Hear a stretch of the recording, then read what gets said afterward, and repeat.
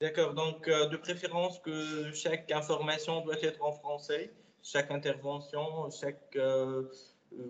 chaque information circulée doit être, de préférence qu'elle soit en français. Maintenant, je pense qu'on peut commencer la formation. Cette formation.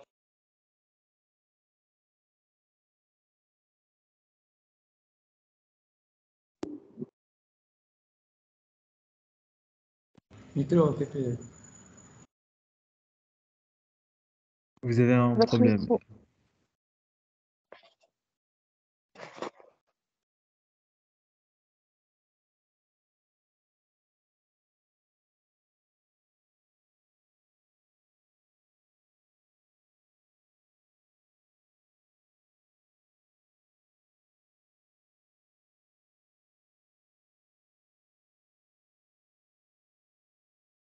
Vous m'entendez maintenant? Bonjour, est-ce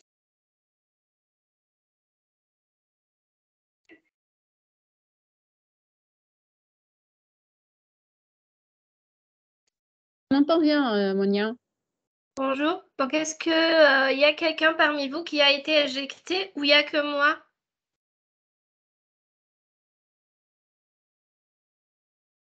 Oui, elle est coupée. D'accord. Donc à chaque fois vous êtes éjecté de la session, c'est ça? Je sais pas pourquoi je passe sans muet.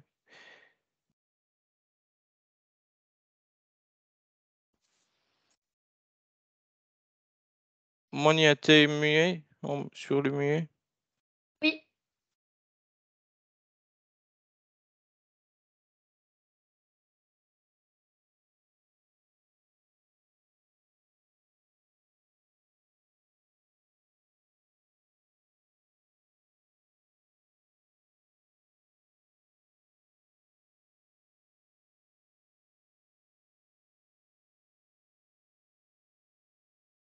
D'accord. Je m'excuse, je m'excuse. Je pense qu'on peut commencer la formation.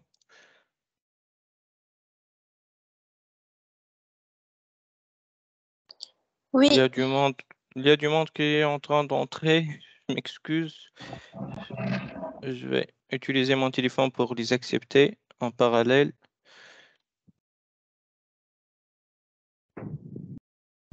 Oui.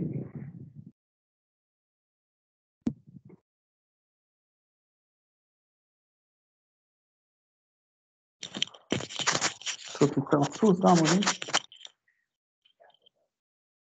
Monsieur Abdelhafiz, si tu peux, Ah. si vous pouvez fermer le micro, s'il te plaît.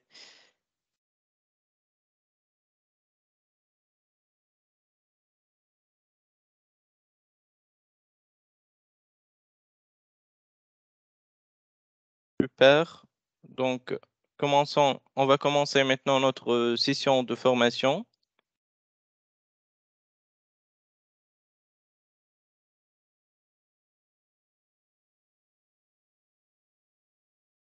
Il y a quelqu'un qui est en train de me mettre sur.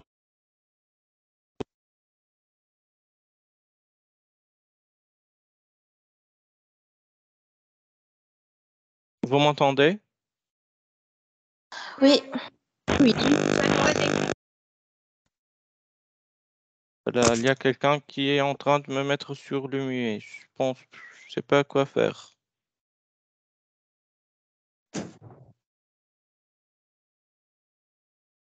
Je vous entends.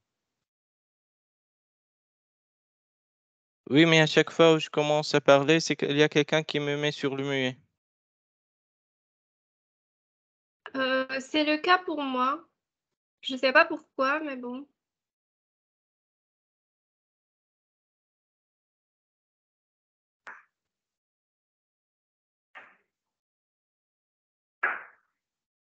On peut commencer? Monsieur Youssef, Oui. vous pouvez Oh là là. Je peux faire quoi, s'il te plaît?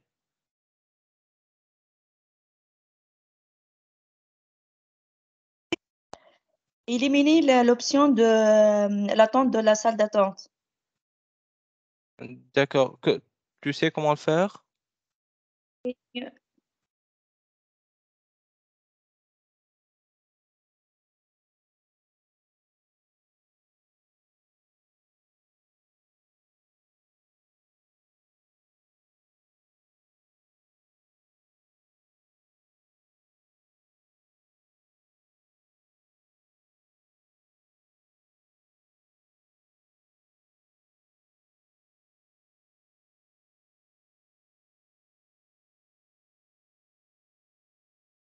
Je suis bien sur la page ou bien sur le lien.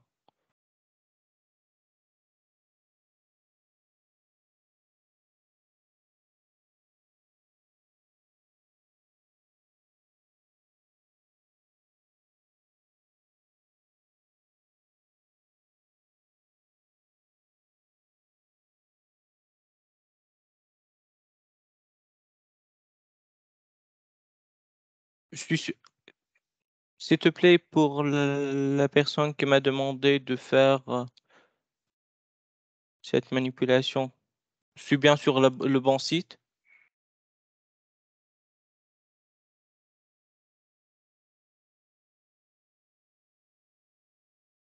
Allô, allô?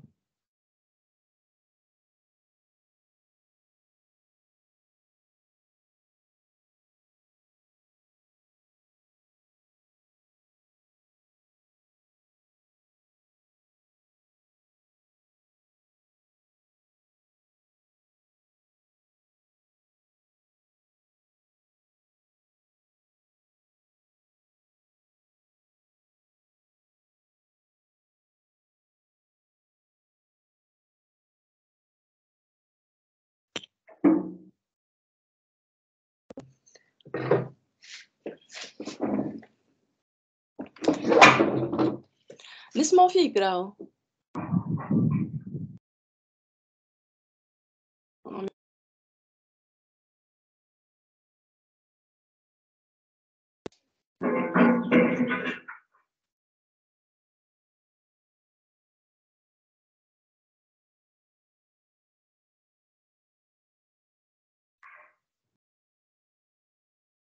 Allô?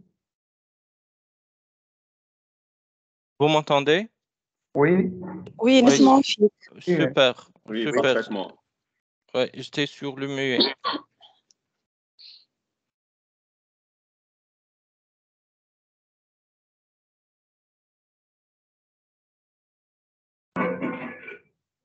سامحني بربي ترجع تعمل ديسميس لك الفاست ميوتد. ميوتد اعمل ديسميس.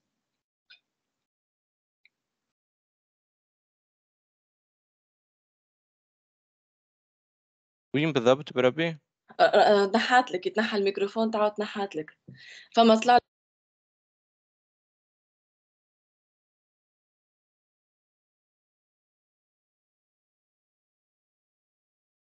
حتى نسكر لي الصوت.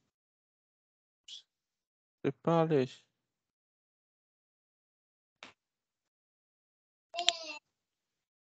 فما شكون قاعد يسكر في الميكرو نتاع العباد اللي تتكلم معنا.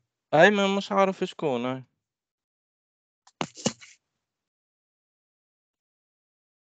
فما شكون قاعد يسكر. Je pense que je connais bien maintenant. عليه.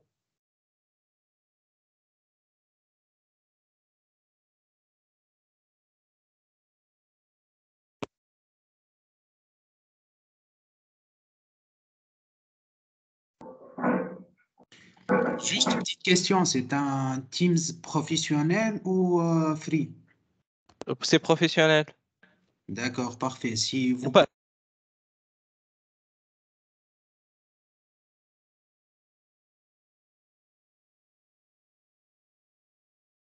On t'entend pas. La personne qui était en train de parler.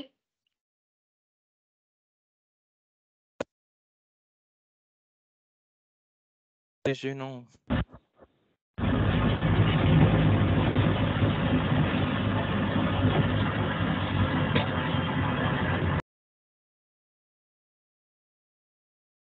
مربي اللي داخل يلعب في الفورماسيون ولا اوني سيريو لا حق ولا انا الميكرو يمشي عادي عندي مش حتى مشكله ان شاء الله جو سي با معليش دونك ما تحطش الميكرو بتاعي.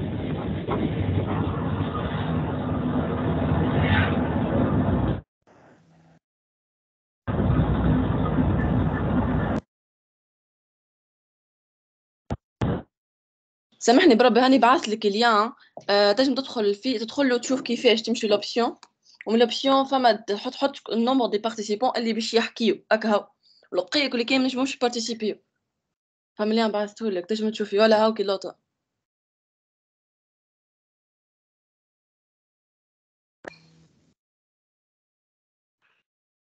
Justement, pour ma part, je suis à chaque fois éjectée de la formation. J'ignore la raison, mais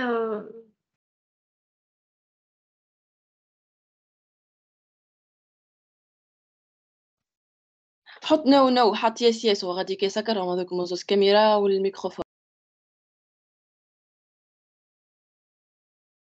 لا اللي تحتهم فوالا. الثالثة والرابعة فوالا.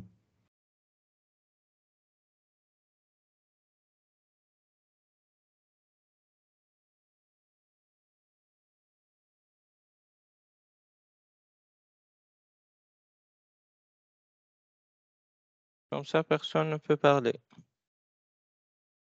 Donc, je ne peux pas échanger avec vous.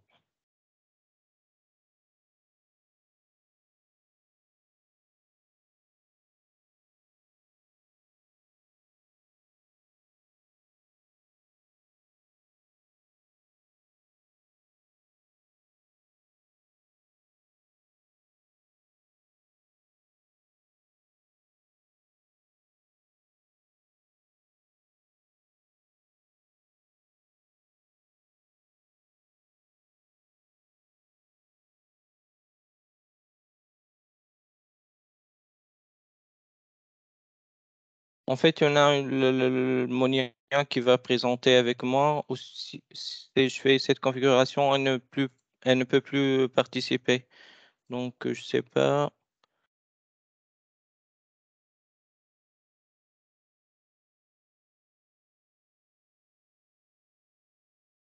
c'est bon, là, comme ça, je peux parler. Donc, j'ai le micro qui est activé. Par contre, pas la cam. Pas la cam, juste un instant. Comme ça, le micro est activé pour tout le monde. D'accord, ok. Ah oui. Oui. C'est pas grave, tu peux laisser comme ça. Et le plus important, c'est qu'on peut animer la formation et les participants. déjà حاطط on ليمي and co-organizer. Donc ça va انت واللي باش يحكي معاك. Donc هذاك ça va. تنجم تحطهم يس تخليهم. Ok. Admettons. Mais il y a quelqu'un qui peut accepter ceux qui veulent participer. Voilà. C'est moi qui dois le faire. نحن كان دي كلهم دي جيست. دونك انت هو اللي تنجم تاكسبتي. Je vais présenter. ما وقتها ما عادش نجم. تنجم تنيوري الكونت من لي زوبسيون. Ok. Déjà 20 minutes de retard.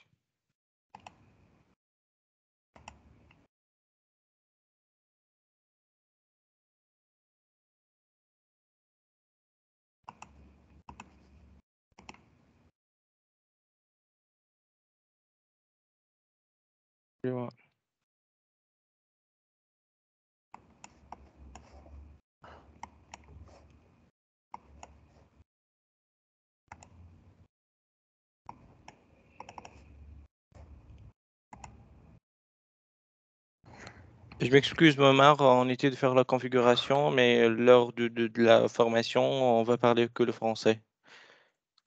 Excuse.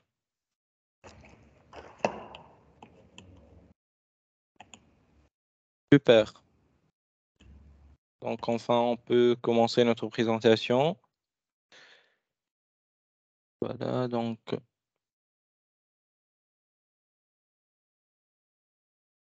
L'écran est bien clair? Oui. Ça va. Oui. Super. Je suis vraiment désolé pour ça. Mais voilà, donc on va commencer notre formation Initiation à l'ISTQB. Donc, cette formation sera présentée par moi-même. Donc, je suis ingénieur en automatisation des tests. Auparavant, j'étais sur le manuel. Je serai accompagné par la formidable et une des plus connues testeuses en Algérie, Madame Monia Lounissi. Donc, Monia, vous pouvez vous présenter, s'il vous plaît? Donc, bonjour à tous. Je souhaite la bienvenue à tous les participants et je les remercie d'avoir assisté à cette session. Donc, c'est Mounia, QA Test Lead. J'ai 6 ans d'expérience dans un environnement de test fonctionnel manuel et je travaille dans un environnement Agile Scrum et donc, j'ai eu le plaisir d'animer cette session avec Youssef. Par contre, moi, je suis spécialisée dans le secteur, enfin, c'est pas spécialisé, mais je travaille dans le domaine de la santé. Donc, tout ce qui est logiciel, application dédiée aux hôpitaux, cliniques, laboratoires. Et ça me fera un énorme plaisir de partager mes connaissances avec vous. Donc, merci. Je te rends la parole, Youssef. Merci Monia. Donc, on va aborder l'agenda ou bien l'ordre du jour. Donc, on va parler de l'histoire de la gestion de la qualité. On va ensuite parler de l'ISTQB et ses intérêts. On va parler des formations proposées par l'organisation. Donc, c'est Monia qui va prendre ces 3 parties. Après, j'enchaîne moi avec le contenu de la formation ISTQB Foundation. Et on va donc parler du contenu de chaque chapitre. On va après parler du prix, de la localisation, des sites pour avoir pour pouvoir passer l'examen. Donc, et on finira par, disons, 15 à 30 minutes de questions-réponses. Profitez de Monia. Donc, Monia, je te rends la parole pour présenter le... Oui. Par contre, je ne pourrais pas partager mon écran. Là, on n'a pas pensé à ça, mais je ne peux pas partager mon écran. L'option, elle est grisée. Est-ce que tu peux voir dans tes paramètres? OK. Bah, tout simplement, Youssef, tu dois arrêter le partage, et comme ça, elle peut partager. C'est ça. Je pense que non, parce que j'ai annulé le partage pour tout le monde. Mais voilà, j'ai arrêté le partage. Est-ce que tu peux le faire, Monia? Non, c'est toujours grisé. Ouais, donc je repartage pour qu'on voit ça ensemble. Aucun présent, people, specific people, everyone. Je vais mettre everyone. Tu peux essayer, Monia, maintenant? Oui, ça marche, merci. Super. Donc,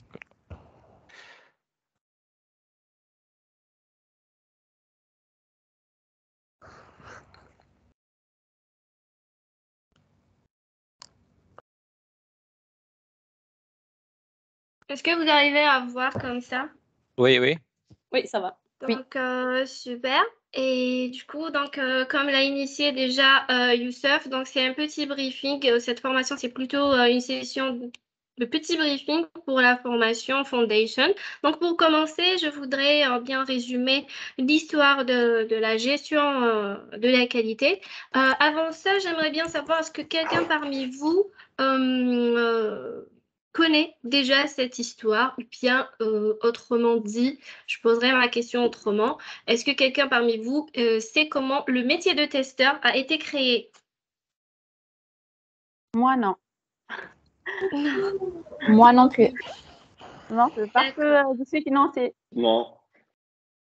Ok, d'accord. Du coup, au début de l'histoire du produit, quand je dis produit, donc je voulais dire logiciel, application. Donc au début, c'était les développeurs qui étaient les seuls garants de la qualité. Et au fil du temps, c'est devenu beaucoup plus complexe pour eux. car ils devaient être de plus en plus pointus dans leurs tâches et activités. C'est à ce moment que la gestion de la qualité logicielle ne pouvait pas être la seule responsabilité des développeurs. Et c'est à ce niveau que le métier de testeur a été créé. Donc, on pourrait voir et constater qu'il y a différentes appellations. Donc, dans certaines organisations, il y a testeur, dans d'autres, il y a ingénieur assurance qualité, dans d'autres, on a consultant qualification. Et comme vous pouvez le constater, que chaque éditeur de logiciel ou application possède sa propre équipe de développement et de testing, et ils ont créé à ce niveau leur propre vocabulaire. Sauf qu'à ce niveau, il y a eu un problème à cette époque, c'était la communication. Par exemple, si deux testeurs de deux entreprises différentes veulent discuter sur un bug ou un comportement quelconque, ils ne peuvent pas se comprendre facilement, malheureusement. Pourquoi? Parce que tout simplement, les vocabulaires sont différents d'une entreprise à une autre. Donc, c'était une phase beaucoup plus complexe. Par contre, actuellement, nous n'avons pas ce problème. Donc, suite à la création de l'ISTQB en 2002, afin de standardiser les pratiques et les techniques de test. Donc, l'ISTQB, le I c'est pour International, le S c'est pour Software, le T c'est pour Testing, le Q pour Qualifications et le B c'est pour Board. Donc, c'est le comité international de certification des tests logiciels. Cette organisation, elle a donc été créée pour créer un vocabulaire commun et un processus global de test. Donc, si vous pouvez remarquer, ceux qui cherchent actuellement un job ou un emploi peuvent analyser que dans les annonces dédiées aux testeurs, il y a toujours une certification niveau Foundation à minima est appréciée ou parfois même est obligatoire dans certaines organisations. À votre avis, pourquoi? Est-ce que vous savez pourquoi les demander? Surtout pour les personnes qui font une reconversion du domaine. Pour un minimum de savoir, non? Exactement. Donc, elle représente pour eux une garantie de connaissance du domaine. Aussi, c'est un gain de temps pour l'entreprise et un gain d'argent. Donc, ils évitent de perdre du temps à former les gens et donc perdre l'argent en parallèle. Donc, passons aux formations proposées par cette organisation. Donc, nous avons 3 parcours différents. Nous avons le parcours initial. Oui, bien sûr. J'ai une question. Par exemple, pour moi, la formation SQB est étudiée uniquement pour qui ont connu un parcours ingénierie informatique, qui ont étudié. Par exemple, moi, j'ai étudié la finance. Est-ce que j'ai le droit ou bien est-ce que pour moi, cette formation, bon, je suis intéressée par cette formation, mais il y a des horizons dans mon futur pour avoir à décrocher un emploi sur le testing? Parce que toujours, moi, j'ai un bloc, non, j'ai étudié finance, non, donc il n'y a pas une reconversion à l'informatique, même si je travaille dans l'informatique. Oui, j'ai compris votre question. Merci pour cette question. Donc, vous pouvez la passer, il n'y a pas de souci. Donc, c'est une reconversion. Ça ne pose aucun problème. Il faut savoir que personnellement, j'ai eu un diplôme en master de biologie. Et actuellement, je suis dans depuis 6 ans dans ce domaine. Donc, ça ne posera aucun problème pour ceux qui ont un diplôme différent que les informaticiens. Est-ce que j'ai répondu à ta question? Oui, madame. Paula, d'accord, merci. moi aussi, Oui, j'ai un diplôme d'ingénieur en électronique et maintenant je fais de l'automatisation du test dans un secteur financier, pour vous rassurer. D'accord. C'est pour ça, je suis toujours, j'aimerais bénéficier de la formation, mais toujours j'ai eu le blocage, non, je suis financier, non, je suis d'une formation de finance, donc je ne peux pas faire concurrence les informaticiens. C'est ça. Et vu que les nouvelles technologies ou bien les jobs requièrent des nouvelles compétences comme les certifications SQB Foundation et les plus développées. Paula, j'ai un ami qui est médecin, qui est maintenant testeur, donc il travaille aux États-Unis. Donc, ce n'est pas un blocage, ça n'était jamais un blocage. Justement, il D'accord, faut merci. juste, je vous en prie, Si vous il faut juste permettez, aimer. Oui, je suis d'origine chimiste et j'exerce le métier d'un ingénieur en assurance qualité. Ça fait 6 mois et je trouve correctement mon chemin. Donc, vous pouvez vous rassurer. voilà. Ok, merci pour votre encourage. Vous avez des témoignages un peu partout. Donc, ouais, il faut juste aimer le métier et il faut se mettre, s'y mettre, voilà. Donc, pour les formations, je reviens aux formations. Donc, cette organisation organise 3 parcours différents. Excusez-moi. Donc, nous avons le parcours initial qui est en 3 niveaux, fondamental, avancé, expert. Et nous avons le deuxième parcours qui est plutôt le parcours agile. C'est pour les spécificités liées au agile. Donc, il faut savoir que l'agile, c'est une méthodologie. C'est actuellement, la plupart des clients travaillent avec cette méthodologie. Si vous voulez une formation là-dessus, donc vous n'allez qu'à demander quand vous l'avez fait pour l'ISTQB. Donc, cette formation, ce parcours est organisé en 2 niveaux. Donc, on a la foundation et l'avancée. Et nous avons en dernier, 3e parcours, c'est pour les tests spécialisés pour les secteurs d'activité, donc tout ce qui est type de test, support, etc. Mais il faut savoir un truc, c'est que vous ne pouvez passer aucune formation sans avoir passé par la foundation level, testeur certifié. Donc, c'est le point d'entrée à toutes ces formations. Est-ce que c'est clair? Oui, Ok, c'est très super. clair, merci. Super. Donc, pour cette formation Level Foundation, vous avez le lien du syllabus. Donc, une fois vous cliquez sur le lien, vous êtes directement amené à ce document. C'est quoi le syllabus? Ben, celui-là, c'est la version française. Le dernier, c'est celui de 2018. Vous trouvez également un support en version anglaise. Donc, c'est un document référent de la formation. Il est téléchargeable gratuitement et vous allez trouver tout le contenu de la formation dedans. Donc, il contient, si je ne me trompe pas, 96 pages et voilà, il est téléchargeable gratuitement. Je laisse la parole pour Youssef afin de vous présenter le contenu de ce syllabus. Merci, Monia. Donc, mais je préfère tout d'abord de répondre aux questions qui sont posées. Oui. Là, je vois que The a dit le blocage, c'était pour l'embauche de la première fois. Oui, j'avoue que c'est un peu difficile, mais pas impossible de décrocher le premier emploi. Il suffit donc d'envoyer votre demande d'embauche avec une lettre de motivation qui présente vraiment votre motivation pour le métier du testing. Et je vous assure que si tu es bien motivé, je t'assure que tu vas décrocher ton premier emploi. Oui, c'est Pour, ça. pour Aziza Daoud, elle a dit on ne peut pas passer le A4Q, le A4Q sans passer l'ISUQB. Normalement, non. Donc, l'ISUQB, en Non. fait, c'est l'organisation, mais on parle ici de la fondation. Oui, c'est formation. Donc, l'ISTQB organise plusieurs formations. Vous ne pouvez passer aucune formation, aucune certification sans avoir passé par la foundation, la principale. Oui. Il y Donc, a pour Amal. ML, bonjour. La Oui. différence entre ingénieur QA, ingénieur test, manager test. Ingénieur QA, ingénieur test, c'est le même poste. Manager test, c'est autre chose. C'est un niveau plus élevé. C'est beaucoup plus du management.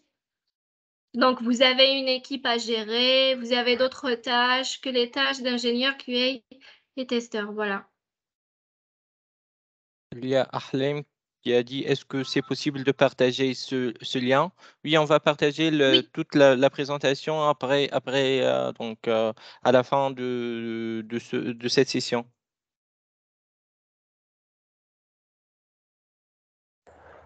Il y a Youssef qui demande s'il y a donc le chemin pour devenir un testeur QA. Bah, c'est le chemin, suivez la formation. Ouais. La première partie à faire, c'est surtout pour quelqu'un qui ne connaît pas le test, c'est de passer la certification. Il faut avoir un bagage, à minima, un bagage d'informations ou de notions sur ce domaine. Amal, donc la différence entre ingénieur QA et testeur, donc généralement dans le marché de travail, l'ingénieur QA c'est le testeur. Donc c'est l'assurance c'est ça. qualité. Donc la première tâche d'un Oui. testeur, c'est d'assurer un produit de qualité. Ben là, on est en train de parler d'ingénieur QA logiciel. Est-ce qu'on peut passer la certification en français? Oui, bien sûr. on va revenir sur ça après. Donc on va prendre seulement une autre question et on passe. On laisse le reste des questions à la fin de la formation. Si Pour possible, s'il vous plaît, de Sarah, présenter le testing en général et ben, avant de présenter la certification du STQB. justement, Sonia ou Sarah, donc Sarah. ça va venir dans les prochains chapitres. On ne peut pas sauter les chapitres. Donc, c'est une initiation à l'ISTQB. C'est quoi? Elle présente quoi? Elle fait quoi? L'intérêt, les avantages, les examens. Et par la suite, nous avons une autre session. C'est comme ça, Youssef, Oui, oui. que nous allons... Oui, donc nous avons une deuxième session où nous allons présenter les chapitres de cette formation. Où vous allez savoir tout ce qu'il va vous présenter maintenant, Youssef. Donc, tout ce D'accord, qui est Sarah. test. J'ajoute sur ce que Monia vient de dire. Donc, le métier de testeur, sa mission principale, c'est de garantir la livraison d'un produit de qualité. Voilà, donc on passe. Je repartage mon écran. On reviendra vers les autres questions à la fin de la session. Voilà.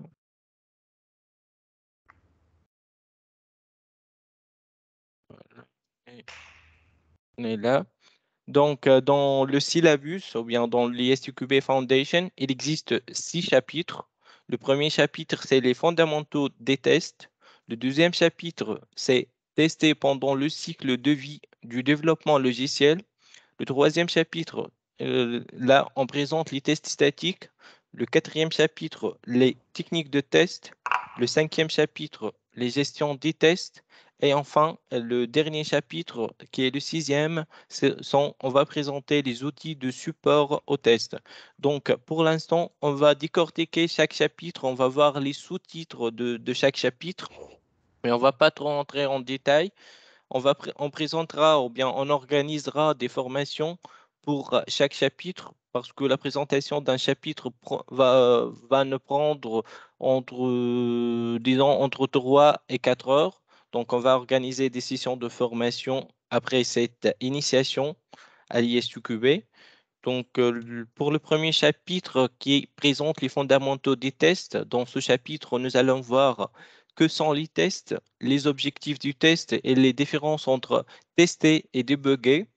Après, on va voir pourquoi les tests sont-ils nécessaires, les enjeux et qualités. Ensuite, on va voir le vocabulaire du test, la vérification, la validation, l'erreur, le défaut, la défaillance, quelle est la différence entre ces termes. Après, on va parler des principes généraux des tests qui sont au nombre de 7. À titre d'exemple, les tests exhaustifs sont impossibles, l'intérêt de tester tôt, le regroupement des défauts, le test et le contexte. Après, on va parler de processus de test ou bien le cycle de vie de test logiciel. On va parler des activités de test et les tâches associées. Dans ce chapitre aussi, on va voir l'importance de la traçabilité ou bien le reporting. Et enfin, on va parler de la psychologie des tests ou bien des testeurs. On va parler de la différence d'état d'esprit entre le testeur et le développeur. Donc, c'est le premier chapitre et je vois que c'est le plus important pour rentrer dans le monde du testing. Ensuite, il y a le deuxième chapitre, c'est là où on va voir ou bien aborder comment on peut tester pendant le cycle de vie du développement logiciel. Comme vous le savez, il y a plusieurs modèles de développement logiciel. Il y a le modèle V, le modèle incrémental et le modèle itératif, par exemple l'agile. On va voir aussi les 4 niveaux de test. Quel est le test de composants ou bien le test unitaire.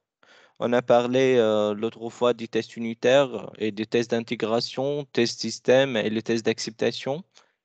Aussi, on va parler des principales approches de texte, le Big Bang, le ad hoc, l'incrémental, l'exploratoire, le dos à dos.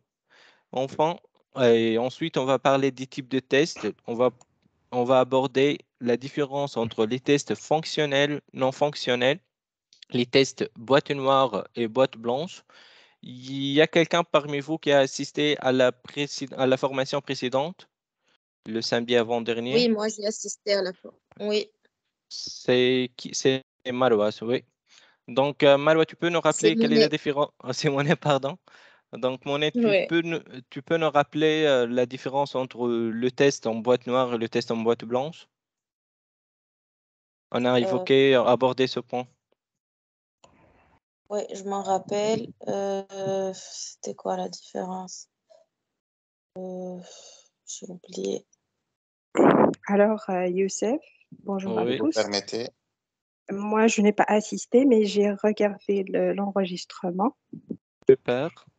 Vous avez dit, si je ne me trompe pas, c'est les tests en boîte noire, c'est quand vous n'avez pas accès au code.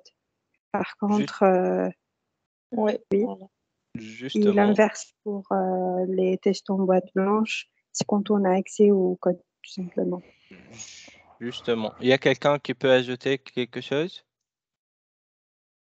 En fait, les tests boîte noire sont des tests comportementaux, excusez-moi. Oui. Et les tests boîte blanche sont des tests plutôt structurels.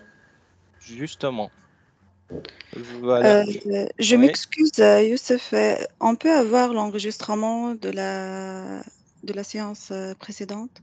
Oui, oui, je l'ai déjà publié sur le groupe Apprendre les tests de logiciel avec Youssef ou bien sur mon lien, sur mon mur LinkedIn. Ok, merci. C'est sur YouTube. Ouais. Il existe aussi sur YouTube, ouais. Merci à vous. Ok, donc dans ce chapitre aussi, on va voir la différence entre les tests de confirmation et les tests de régression. Aussi, on va parler des tests de maintenance. On passe au troisième chapitre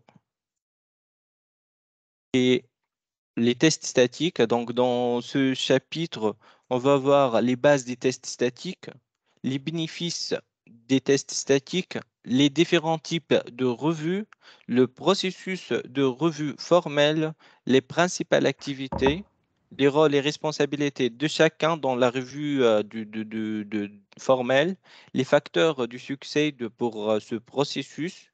Et après, on va parler des techniques de revue, le ad hoc basé sur les rôles ou bien basé sur la perspective. Il y a quelqu'un qui sait qu'est-ce qu'un test statique? Test des documents, Test de accès sans sur les exécution de revues. code. Pardon? Test des documents sans fait recours à l'exécution du logiciel. Oui, on n'exécute pas le logiciel dans les tests statiques, sinon il y a et l'inverse des tests statiques, qu'est-ce qu'on appelle ça? Dynamique. Justement. Monia, tu as des Dynamique. points? Oui. Monia, tu peux ajouter quelque chose ici? Non, pour le moment, ça va. Ça va. Donc on J'ai une enchaîne avec... question. Oui, oui, oui, oui.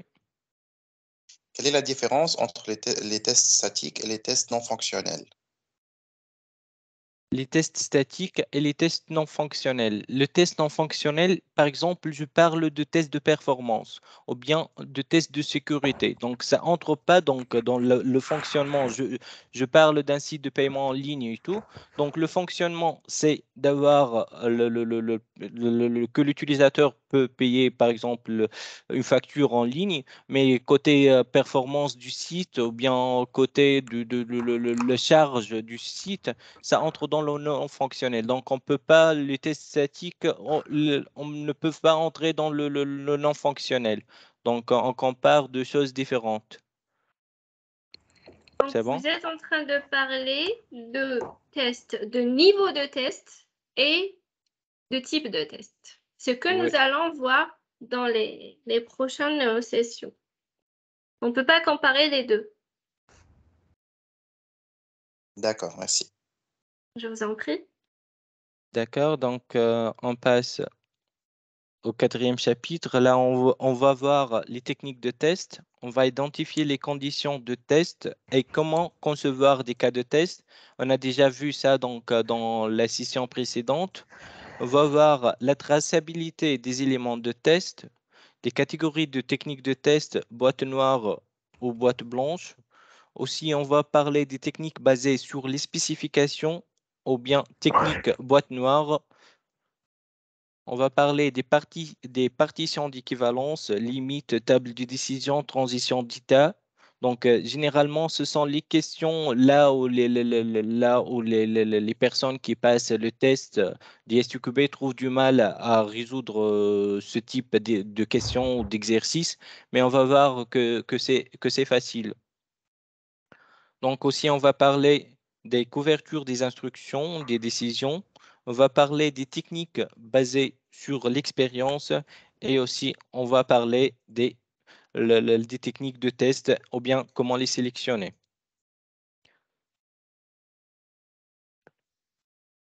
On commence. Il y a des questions, Monia, si tu peux m'aider sur les questions, s'il y a des questions ou bien parce que j'ai pas de vision sur les questions. Je préfère qu'on réponde À la fin, ok. Ouais, c'est ça. Ouais.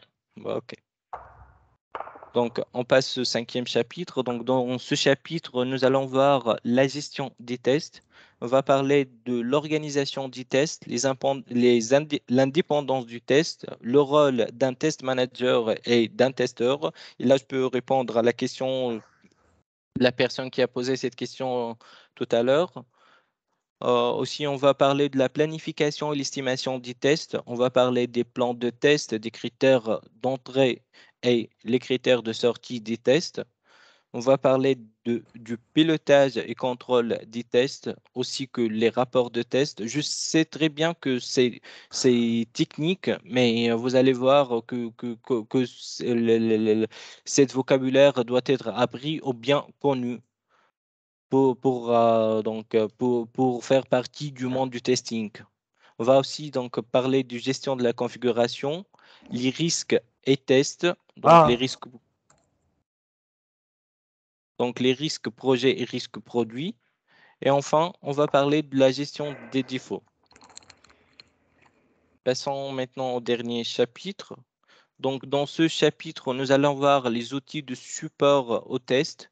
On va parler des outils, donc des classements des outils, les bénéfices et les risques de l'automatisation, les outils pour la gestion des tests, les outils pour les tests statiques, les outils pour l'exécution des tests et l'utilisation efficace des outils. Et après, on va introduire comment introduire un outil dans une organisation, la sélection, le projet pilote, le déploiement. Donc ici, on va parler des outils utilisés par les testeurs. Voilà.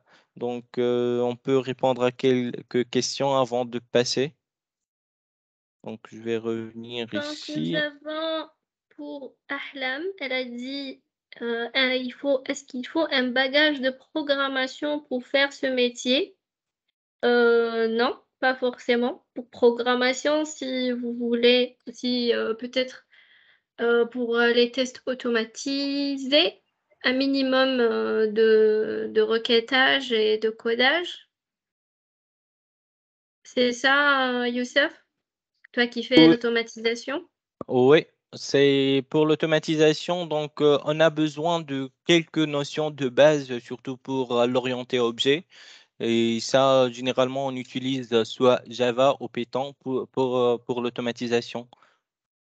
Exact. Donc, pour Nadège, donc, quelles sont exactement les étapes qu'il faut suivre pour devenir un ingénieur en automatisation software testing?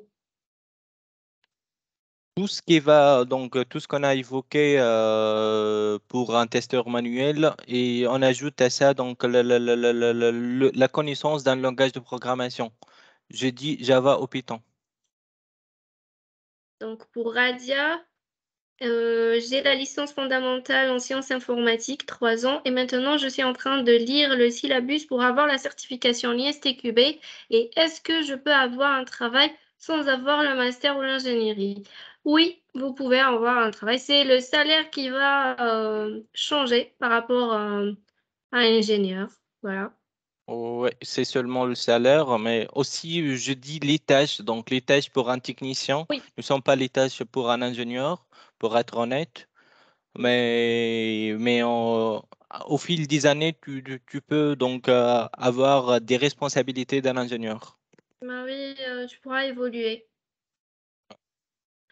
Alors, Daoud Aziza, elle dit que boîte blanche code source. Oui, on peut dire c'est le code. Oui. C'est les devs.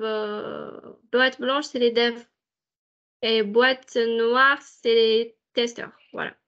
Boîte noire, donc à mort. Boîte noire, on ne connaît pas les composants internes, c'est-à-dire ligne de code.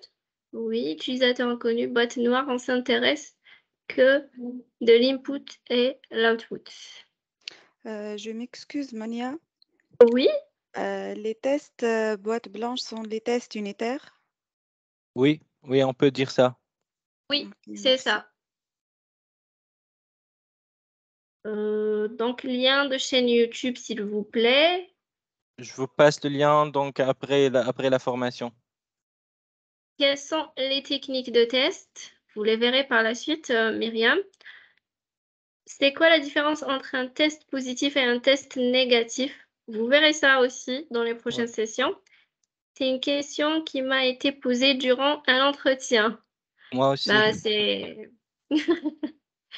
ça réfère à l'ISTQB. Justement, si vous êtes à la recherche d'un emploi, surtout à l'étranger, donc actuellement, avant, ils faisaient pas des tests techniques pour les testeurs.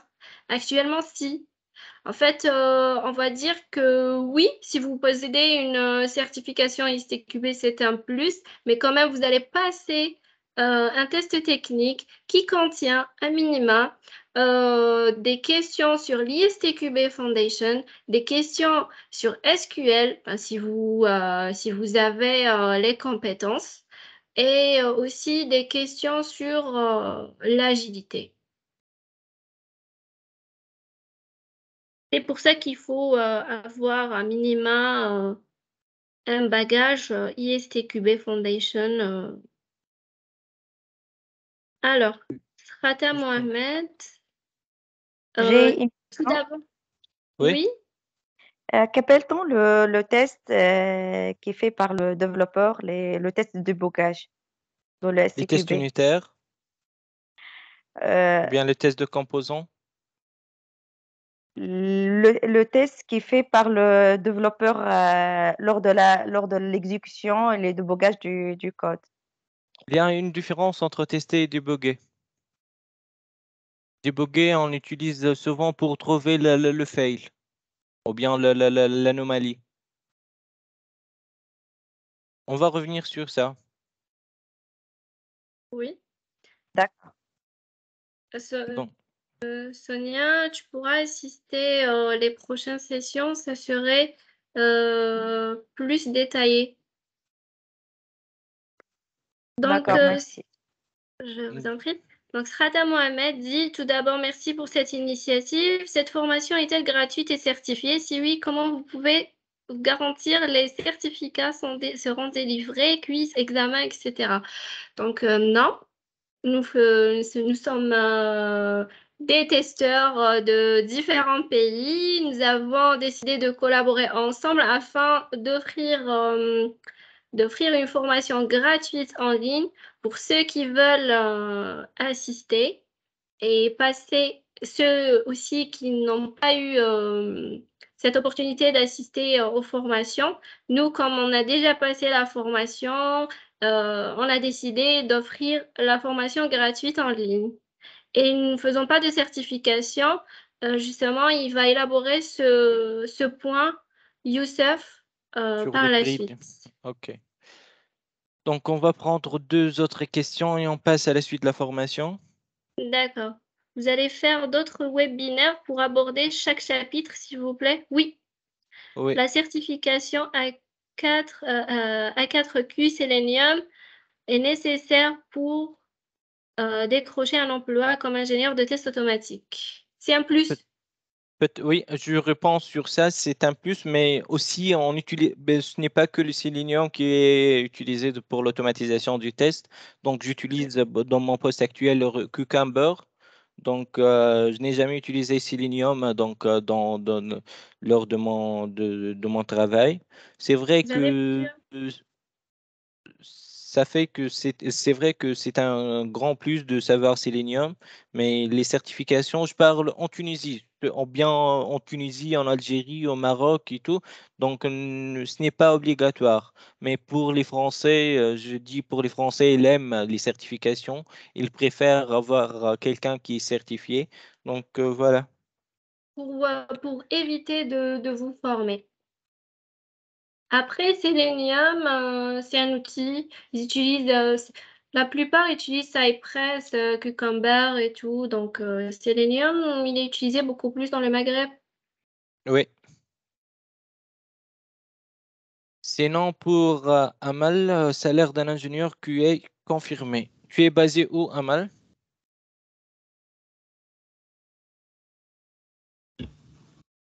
Amal Théos. Amal, elle est en Tunisie. Donc, pour un ingénieur QA confirmé, donc ça peut être confirmé, c'est-à-dire 3 ans d'expérience, je dis ça. Donc, pour 3 ans d'expérience, on peut parler d'un salaire entre 2200 et 3000. Donc, c'est, je dirais, entre 800 euros et 1000 euros. Et au Maroc? On ne sait Pardon? pas. Est-ce qu'il y a des Marocains ici? Oui. Ouais, Oui. si quelqu'un peut répondre. Quelqu'un peut répondre?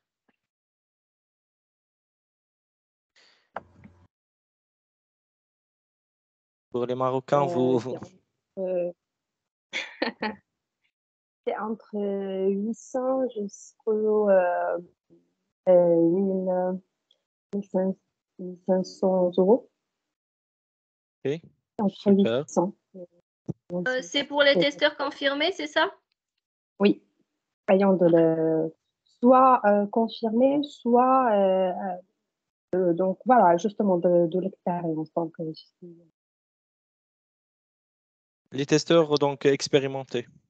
expérimenté, exactement. Et pour un salaire de débutant? Débutant. En fait, moi, je parle de mon entreprise, donc je ne sais pas pour les autres, est-ce qu'ils 800 euros. de la même façon. Pour la nôtre, donc, si par exemple un diplômé, fraîchement diplômé, donc j'ai 750 euros. Et une fois, donc même pas une année d'expérience, si la personne fait preuve voilà, d'adaptation, d'efficacité, d'après, voilà, de personnes qui fait preuve vraiment de sa motivation et qui s'adapte rapidement. Donc, il passe facilement à 900 euros aux 1000 euros. Super. Merci, Les Faten. personnes qui ont juste une seule année d'expérience et qui ont négocié le salaire dès le départ avec 1000 euros donc dès le début. Super. Donc, en Tunisie, pour un salaire de débutant, c'est entre 1500 et 1800 dinars. C'est à peu près entre 500 et 600 euros. Tout dépend de l'entreprise. Mais sincèrement, désolée. Oui, Faten, oui, oui. C'est juste que, pour être honnête, ça a changé juste ces 2 dernières années, donc ce n'était pas le cas avant. Donc, les choses ont beaucoup évolué, le marché, donc il y a beaucoup de concurrence et le métier évolue rapidement, il est devenu très connu, il est devenu, voilà, destination de beaucoup de jeunes, même s'ils n'ont pas les diplômes requis. Donc, je crois que ça explique pourquoi même les salaires ont changé un petit peu et les entreprises ont fait un petit peu l'effort d'augmenter un petit peu les salaires. Super. Ça motive les Marocains pour suivre la formation. Merci. D'accord. Même en Tunisie, les salaires sont en train d'évoluer. Donc, on était à 1300 dinars, c'est à peu près 450 euros. Et maintenant, on est entre presque à 600 € pour les débutants. Donc, il y a une augmentation de 150 €. Si on fait la conversion en dinars, donc ça fait un chiffre ou bien un montant important. Donc, Alors, il y a une personne qui a dit je suis ingénieur en génie énergétique et maintenant je suis en train d'étudier pour avoir la certification NIST-TQB. Et est-ce que je peux avoir un salaire en tant qu'ingénieur? Oui? oui, justement. Donc, on continue la formation, puis on revient vers les questions. Amel, tu es déjà un ingénieur, donc il n'y a pas de, donc, il y a pas donc, de raison pour que vous preniez moins. Bonjour. Oui, Mohamed. Bonjour. Merci pour cette initiative. Donc, merci à Youssef et Monia. Donc, j'ai une question pour un débutant. Donc, est-ce qu'il est possible de passer au test automatique sans se concentrer au test manuel? Donc, juste connaître les notions de base. Donc, le cycle de vie logiciel, c'est quoi le test, le cycle de vie du test et tout ça. Ok, je te réponds. J'ai des collègues qui ont déjà commencé par l'automatisation et qui ont trouvé du mal donc, à comprendre le métier du testing parce qu'il il y a une grande différence entre un automaticien et un développeur. Donc, l'esprit d'un testeur donc, doit exister pour le testeur automaticien et on ne peut pas apprendre ça pour moi ou bien à mon avis sans passer par le test manuel.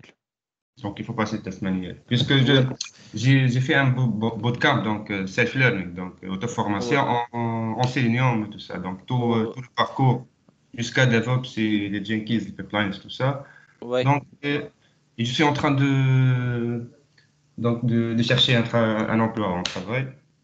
Ouais, juste un conseil pour toi de commencer avec le manuel.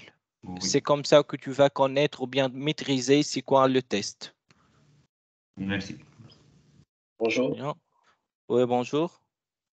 Mais je vais interroger sur les étapes pour devenir un testeur automated software testing manière pour faire du test automatique. Sinon, les étapes, est-ce qu'on doit passer par le manuel, par les méthodes agiles, puis on doit passer par le test automatique? D'accord, je vais parler de ma carrière. Donc, j'ai commencé avec le test manuel, donc dans le domaine de l'automobile.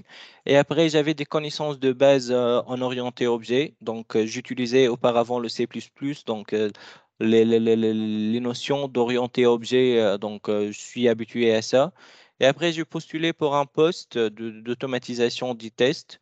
Je lui ai montré ma motivation pour apprendre l'automatisation. Et là, j'avais des compétences dans le test manuel avec le langage de programmation qui est le Java. Et là, j'ai décroché donc mon premier emploi en tant qu'automaticien.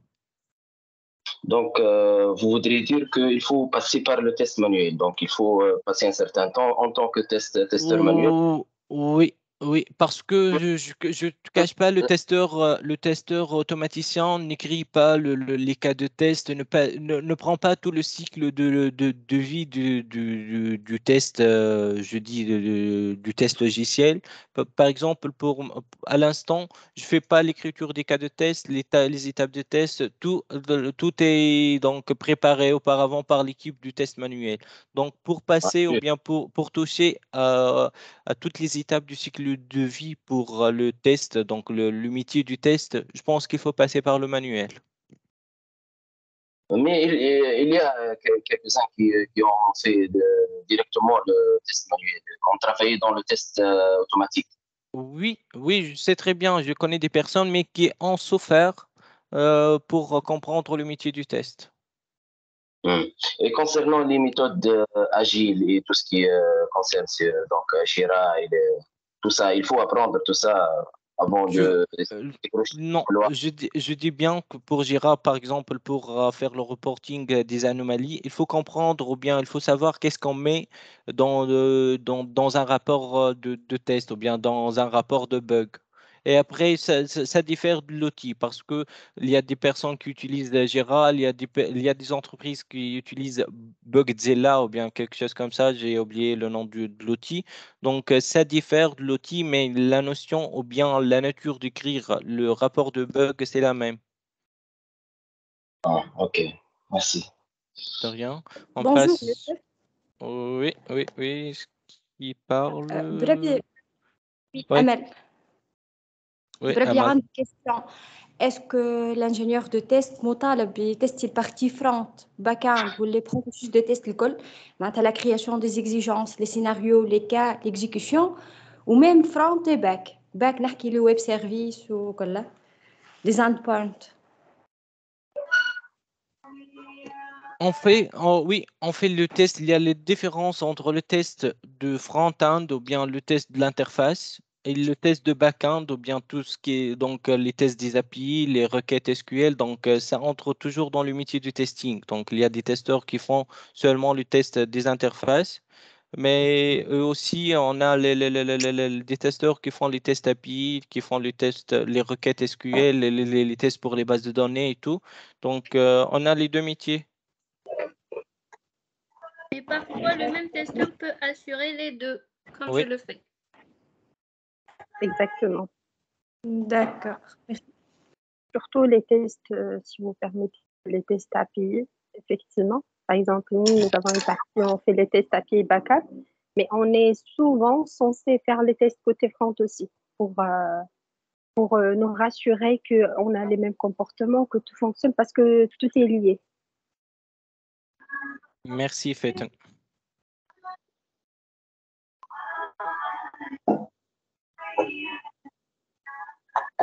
Ramla?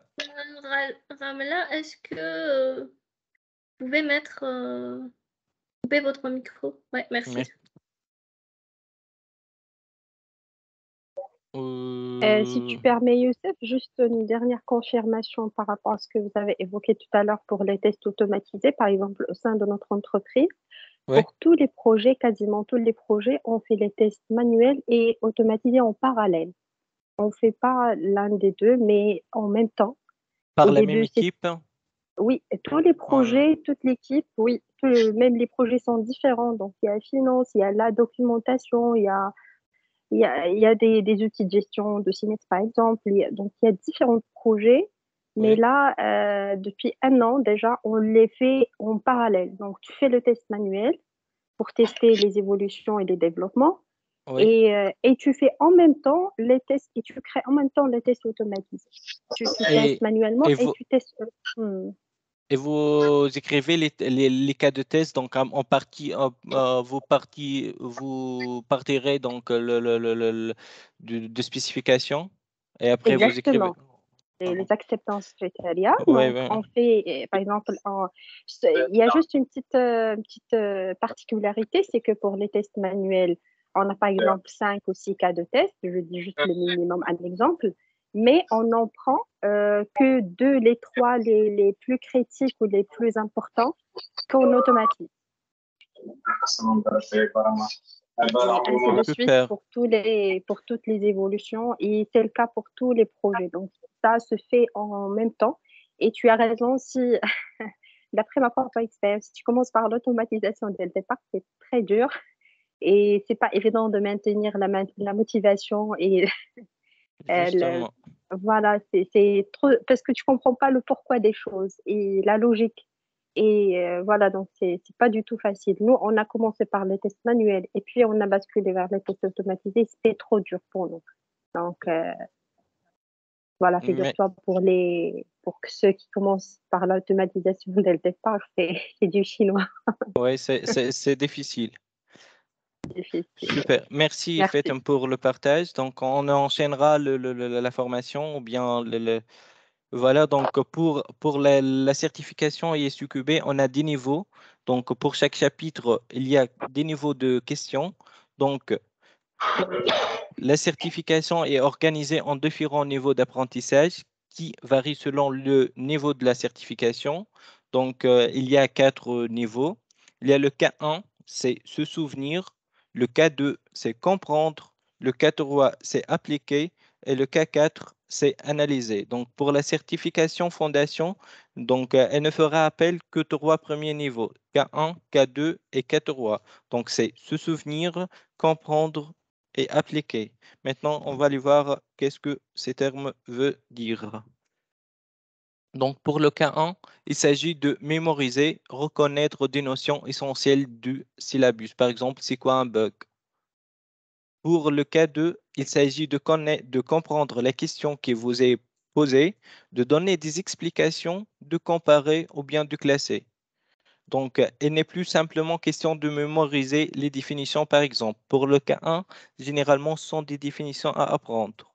Ensuite, pour le K3, il vous est demandé de mettre en pratique via un exercice. Donc, c'est le plus souvent, vous avez un exercice, par exemple, table des décisions, ou bien comme on a parlé depuis tout à l'heure.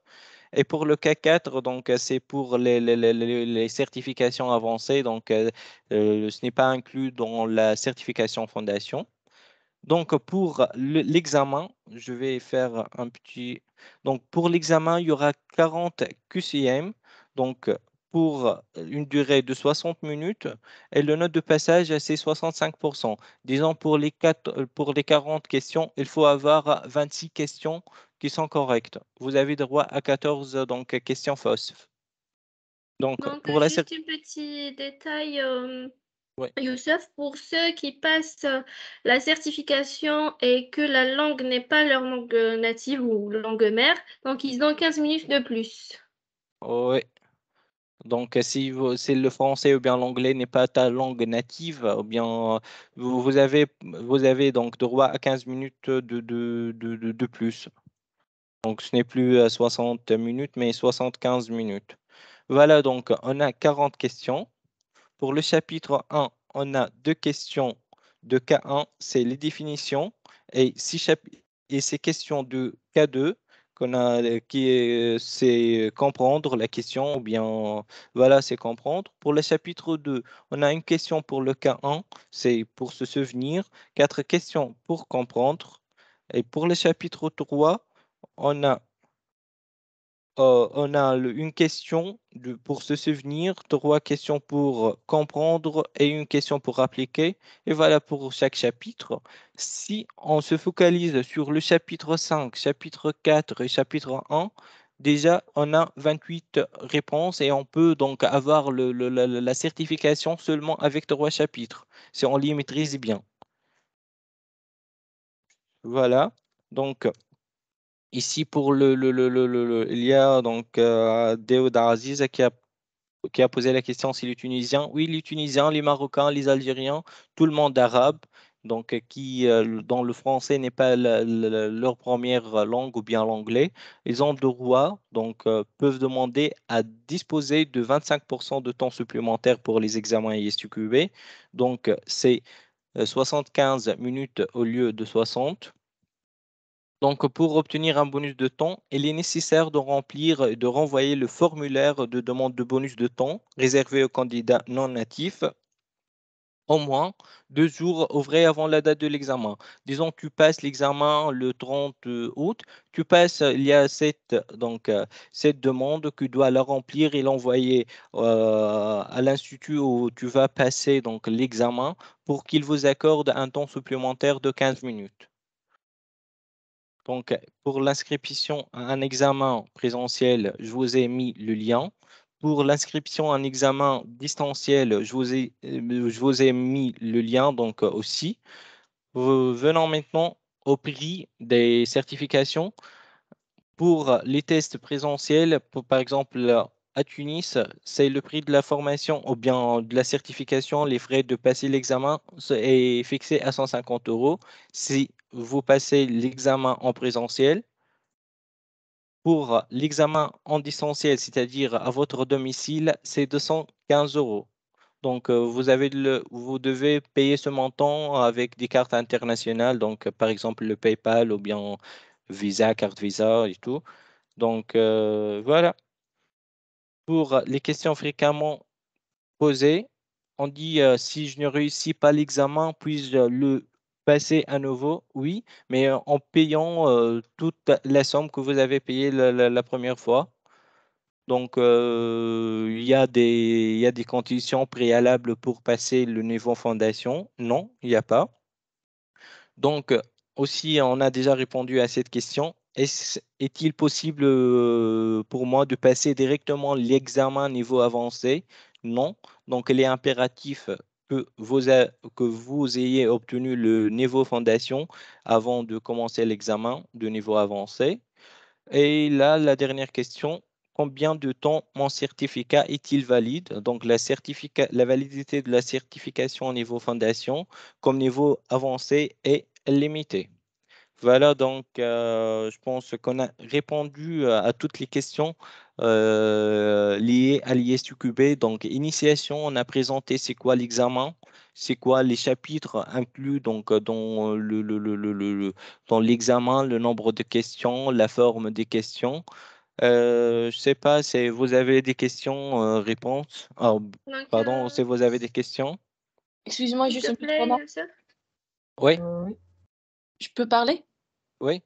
Juste une petite remarque. Bah, en fait, la formation ici, c'est pour les débutants. Oui, c'est pour les débutants.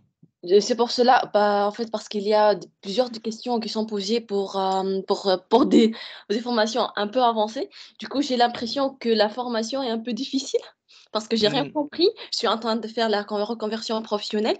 Donc ici, je préfère que les gens qui sont vraiment avancés au niveau de cette formation, d'éviter un peu de poser ces types de questions pour que ne donne pas l'impression que la formation est un peu difficile.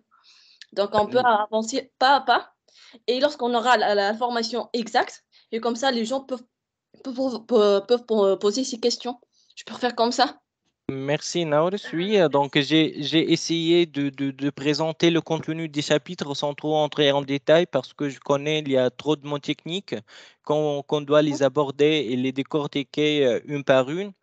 C'est pour cette raison, mais je n'ai pas pu. Donc, oui. Que c'est parce qu'il y a tellement de mots techniques et qu'on n'a pas encore entamé la formation en elle-même. C'est pour ça que vous vous sentez comme ça à l'embrouille et que vous n'avez rien compris. Donc, ne vous inquiétez surtout pas. Dans les sessions prochaines, nous allons step by step et vous allez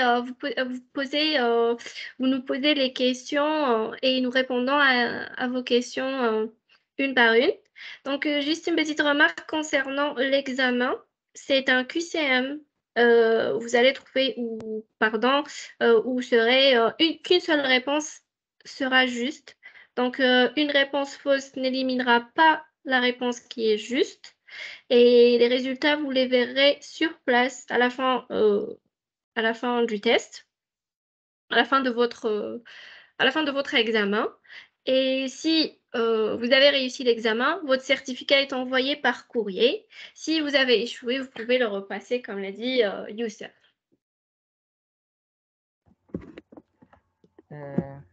Oui, Je peux parler? oui. Bon, merci Youssef et Monia pour la qualité de présentation. J'ai une petite question, s'il te plaît. J'aimerais bien passer l'examen STQP et j'aimerais bien savoir le prix exact au niveau de Maroc. Les Peut-être. Marocains pouvaient participer. Je crois qu'il y a un centre qui s'appelle le comité marocain du test logiciel. C'est une organisation dans laquelle vous pouvez être présent et vous passez votre examen. Les prix, je ne sais pas s'ils sont les mêmes qu'en Tunisie. Personnellement, je l'ai passé en France, donc ils ne sont pas les mêmes, ils sont beaucoup plus chers qu'en Tunisie. Est-ce qu'il y a parmi vous des Marocains qui ont passé la certification et qui ont une idée sur le prix? Zoraïl, vous voulez passer juste l'examen ou la formation? C'est juste l'examen. Ok, d'accord. Fatine? Et Fatine, tu as une idée? D'après ce que je sache, c'est 400 €. 400 €? Oui. Bah oui, c'est les mêmes prix qu'en France. En fait, l'examen, c'est 500 €. Mais avec la formation, je pense. La formation, c'est 1000 €. Donc, en total, c'est 1500 € pour passer la formation ISTQB en France. Ben, je l'ai passé dans une université. Donc, je ne sais pas. Après, vous pouvez... en ligne, c'est beaucoup moins cher. Oui, d'accord. Merci. De toute façon, on va essayer de faire la formation ensemble. Il y a des personnes présentes ici qui ont déjà la certification ISUQB, Fondation.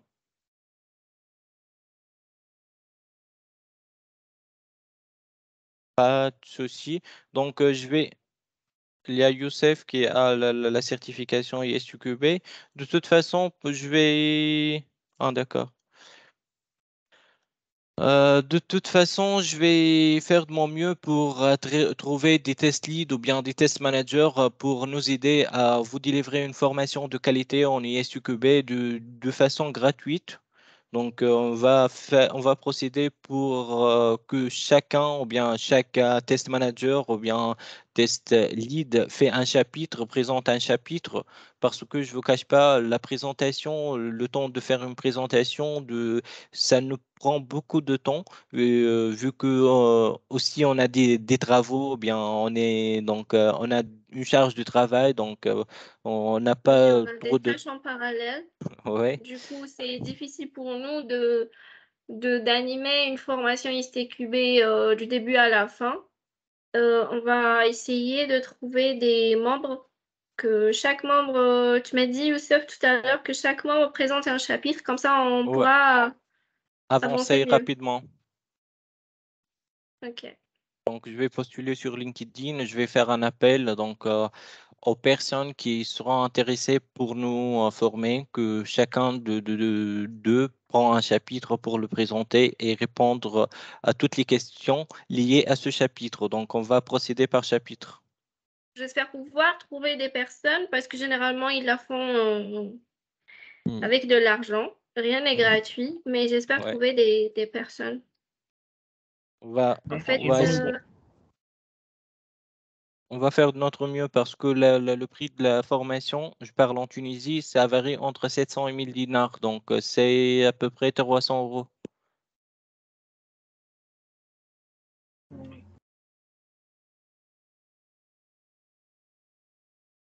Il y a d'autres questions? Donc, how I can reserve for the exam? Thanks, Youssef and Mounia. Je pense qu'il a déjà parlé de ça, Youssef, non? Quelle question? How I can reserve for the exam? Et tu es de quel pays? Je n'ai pas retrouvé les questions. C'est en haut. Oh non, non. Est-ce que... Non, non, Tu es de Aziza. quel pays? Alors, c'est invité, je ne sais pas il est de quel pays, mais bon. Comment réserver à l'examen? Donc, pour Youssef, Ça dépend, c'est en ligne ou en présentiel. Il t'a donné, je ne sais pas si tu es tunisien Youssef, ou marocain. Youssef Newi, tu es tunisien?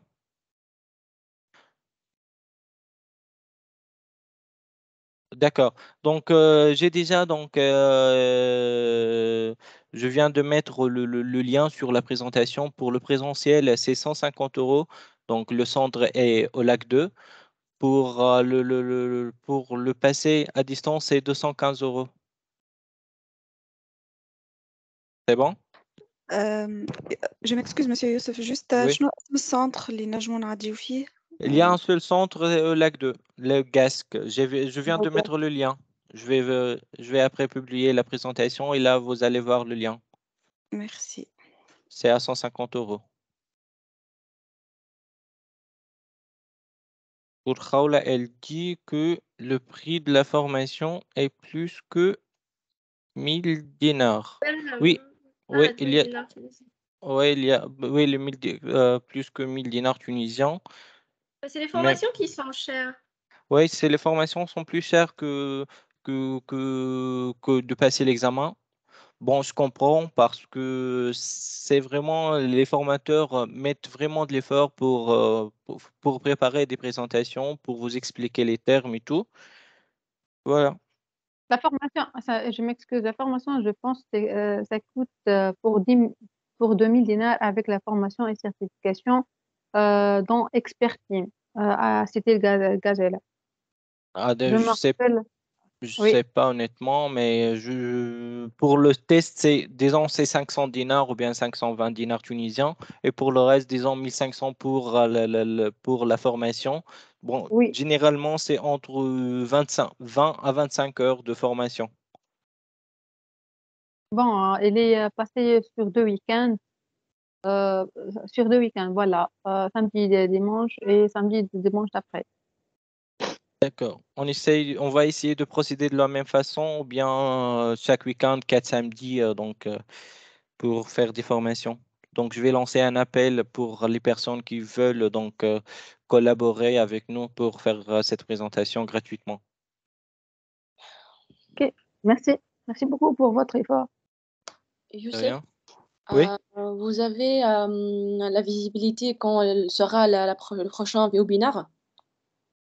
Pas encore. Donc, tout dépend des personnes qui vont. Donc, je vais lancer un appel donc pour des volontaires pour préparer des présentations pour chaque chapitre. Et là, je vous passe l'information sur le groupe comme d'habitude. Donc, le groupe Apprendre le test logiciel avec Youssef. Donc, je ne sais pas si c'était donc membre de ce groupe ou pas, mais voilà. Donc, Marwa Das et les tarifs en France, s'il vous plaît. Donc, vous pouvez les trouver à 1500 quand vous pouvez les trouver plus ou moins. 1500 euros. Donc, formation plus examen. ouais. Aziza, il existe aussi un groupe Facebook GSTN. Ok, merci.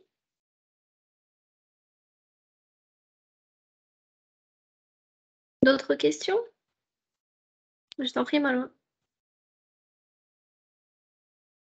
Il y a d'autres questions concernant la formation, les prix. D'arriver, je veux juste savoir si c'est aujourd'hui la première fois que vous faites la formation ou je suis en retard. On a déjà fait la semaine dernière ou bien l'avant-dernière une session de formation d'introduction au test logiciel. Donc, on a parlé des généralités, on a parlé que fait un testeur donc, dans son quotidien, mais on n'est pas donc allé trop loin dans les détails ou bien le vocabulaire. Ah, d'accord. Il n'y a pas un record? Il y a le record qui est sur YouTube et sur le groupe, comme je viens de le dire, apprendre le test de logiciel avec Youssef.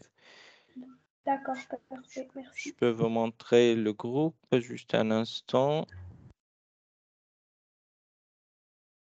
Merci de nous donner une idée concernant les technologies les plus demandées qui conviennent à un profil d'un testeur débutant.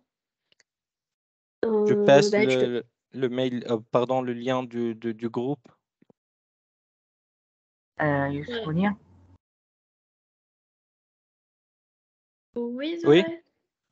Est-ce que c'est possible de nous communiquer les examens blancs concernant la formation STQP?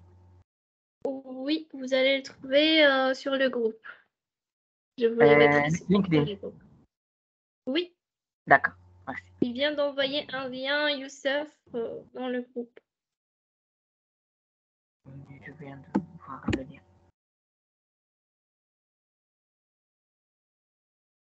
Donc sinon, s'il n'y a pas de questions, on fermera la session. Est-ce que vous avez d'autres questions? Des questions sur la certification, le durée, le nombre de questions. Une idée concernant les technologies les plus demandées que conviennent à un profil d'un testeur débutant. Je dis toujours pour un testeur débutant, c'est l'ISTQB avant tout. Et si vous l'ISTQB et après tout ce qui va avec les outils, tu vas les apprendre au sein de l'entreprise qui va t'embaucher la première fois. Exactement. Donc ça dépend des clients pour lesquels vous allez travailler. Si il y a des clients qui utilisent du X-Ray, des outils, c'est-à-dire des outils de rédaction, d'exécution, des outils sur lesquels on va déclarer nos bugs, nos anomalies, pour que vous puissiez comprendre tous. Et il y a d'autres que non, ils utilisent Excel ou Word pour rédiger et exécuter, et juste un outil en interne pour remonter leurs bugs. Donc ça dépend le le client. Le testing pour le domaine automobile, c'est le même Pour le pour web le et web et mobile. mobile. En fait, comme j'étais un testeur dans le secteur automobile, non, on n'utilise pas les mêmes outils, mais c'est le même esprit. C'est le même esprit, c'est le même intérêt du testing, c'est de garantir que le produit livré au client est de qualité. Donc, comme je viens de le dire, pour les outils, on les apprend au sein de l'entreprise et tout dépend du secteur du travail. Donc, j'étais dans le domaine de l'automobile et le domaine embarqué. On n'utilisait pas les mêmes outils que j'utilise maintenant. Mais c'est l'esprit du testeur qui c'est le vrai atout, c'est ton vrai atout. Voilà, donc je suis diplômée en licence informatique en 2012. Je travaille comme commercial, mais je veux changer le domaine informatique en tant que testeur. Qu'est-ce que je dois faire? Merci de m'expliquer la démarche à suivre. Pourquoi on revient toujours sur la formation ISTQB? Parce que vous allez avoir un bagage. Tout ce qui concerne, c'est quoi un test, c'est quoi une anomalie, comment rédiger un test, les bonnes pratiques de rédaction, d'exécution, c'est quoi un niveau de test, c'est quoi un type de test. Qu'est-ce que vous allez voir aussi? Les différentes méthodologies de travail, que ce soit les cycles en V, itératifs, Kanban, euh, agile. Donc voilà. Donc vous allez avoir tout ça. Vous aurez au moins un bagage, des notions pour lesquelles quand vous allez passer un entretien, au moins vous saurez répondre à des questions.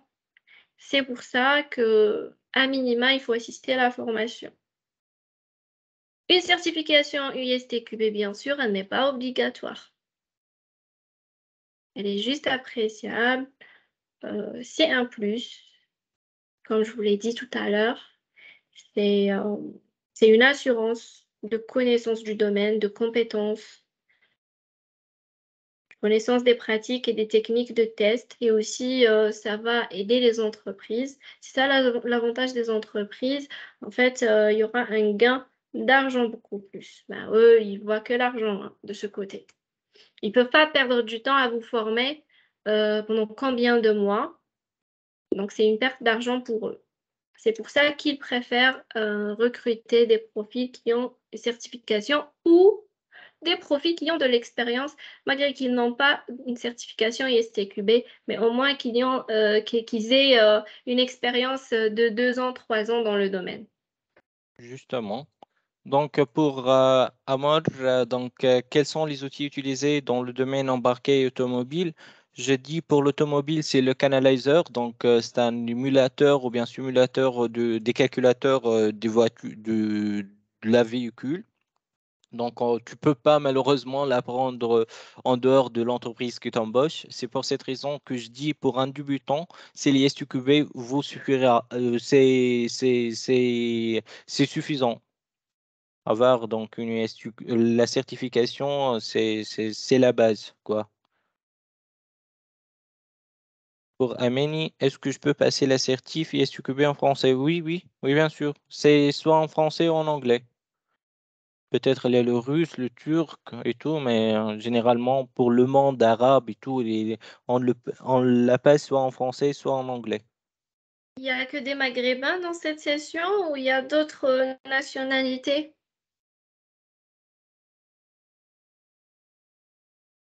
Il y avait des personnes qui ne parlent pas l'arabe, donc ils sont encore là? Bon, je sais pas. D'accord, Mounir, le problème. Monsieur, je peux parler? Oui, oui, oui, Dadia. Pourquoi les messages ne m'apparaissent pas? Pardon? Je peux pas voir les messages. Tu peux pas voir les messages? Oui. Il y a cette Vous ne icône pouvez ou pas bien voir ce les bouton. messages.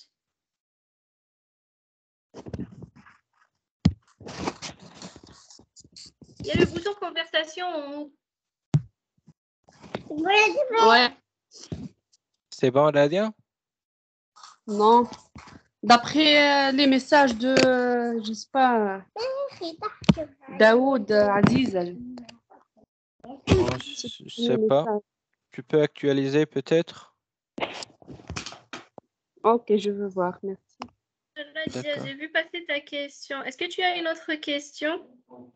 Non, madame. Ok, super. D'accord. Pour Kouassi, donc c'est un Ivoirien, il est du Côte d'Ivoire. Voilà. Donc il y a d'autres questions?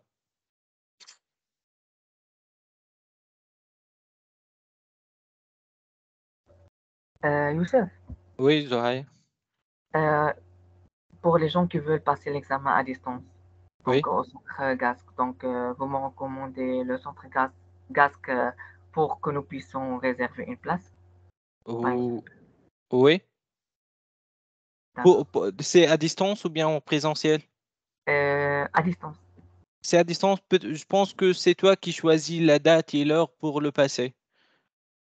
Mais ils sont très exigeants pour le test à distance. Ton caméra doit être ouverte, pas de bruit, les quatre coins de la chambre où tu passes, l'examen doit être vide. Tu dois à chaque fois faire entourer le PC, la caméra de PC dans ta chambre. Ils sont très exigeants par rapport à ça. D'accord. Oui. Merci.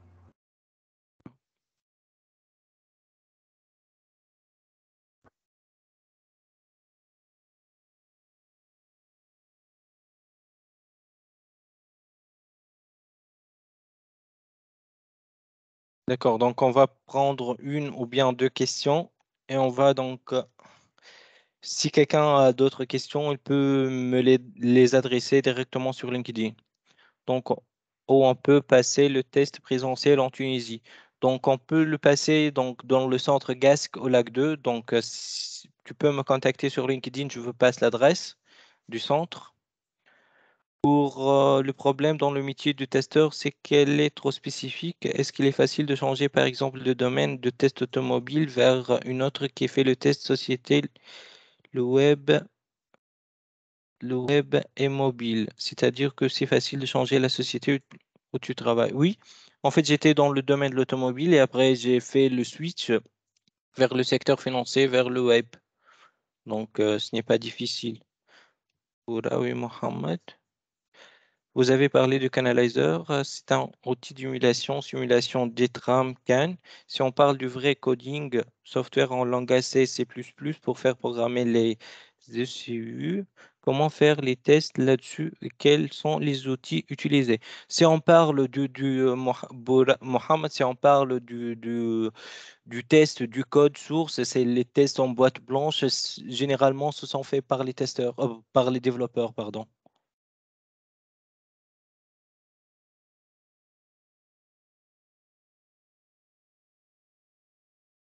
D'accord, Kwasi. Donc, je vous passe les liens pour les tests sur le groupe. Je vais les postuler. Oui, accéder au groupe et vous aurez tout. Donc, c'est un moyen d'échange. Peut-être que, voilà, nous, on a un nombre précis de tests blancs et que d'autres peuvent partager aussi, eux aussi. Voilà. Super. Donc, je pense qu'on est arrivé à la fin de cette formation. Donc, je vous remercie d'avoir donc assisté à cette formation. Et pour le reste des formations, je vous communique donc la date sur le groupe. Youssef, tu vas postuler la présentation sur le groupe de LinkedIn. Oui, sur le groupe de LinkedIn, oui. Mais Que je viens une invitation. D'accord, je republie donc le lien du groupe. Sur YouTube, n'est-ce Juste, pas? est-ce qu'il y a une notification pour la prochaine formation pour que ne pas zipper la formation? Comme je viens de le dire, je vais passer les informations sur le groupe. D'accord. Il faut que tu fais... Il y a quelqu'un qui parle, mais... Est-ce que je peux récupérer cette conversation à cause du problème de connexion? Ah d'accord, donc on va publier cette formation sur YouTube et je vais mettre le lien sur le groupe. Merci. Concernant la deuxième conversation ou les réunions, est-ce que vous mettez les dates aussi? Oui, oui, je vais mettre les dates, toutes les informations concernant les prochaines formations. Merci en tout cas. Merci, monsieur.